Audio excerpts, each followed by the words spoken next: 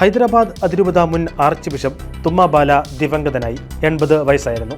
വാർദ്ധക്യ സഹജമായ അസുഖങ്ങളെ തുടർന്ന് ചികിത്സയിലിരിക്കെയാണ് അന്ത്യം. മൃതസംസ്കാരം പിന്നീട് 1987 മുതൽ 2011 വരെ വാറങ്കൽ രൂപതയുടെ മെത്രാനായും 2011 മുതൽ 2020 വരെ ഹൈദരാബാദ് അതിരൂപതയുടെ ആർച്ച് ബിഷപ്പായും സേവനമനുഷ്ഠിച്ചിട്ടുണ്ട്.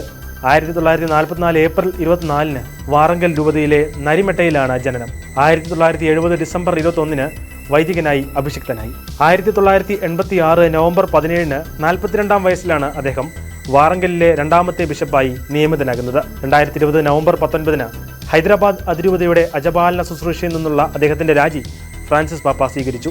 ബിഷപ്പായി നിയമിതനാകുന്നതിന് മുൻപ് 1978-80 കാലയളവിൽ അദ്ദേഹം വിജയവാഡ രൂപതയിലെ നുസുവിഡിലുള്ള സെന്റ് പോൾസ് റീജിയണൽ കാറ്റക്കിസ്റ്റ് ട്രെയിനിംഗ് സെന്ററിന്റെ ഡയറക്ടറായി ശുശ്രൂഷ ചെയ്യുകയായിരുന്നു. 1984 മുതൽ 86 വരെ ഹൈദരാബാദിലെ സെന്റ് ജോൺസ് റീജിയണൽ സെമിനാരിയിൽ മതബോധന പ്രൊഫസറായും സേവനമനുഷ്ഠിച്ചു.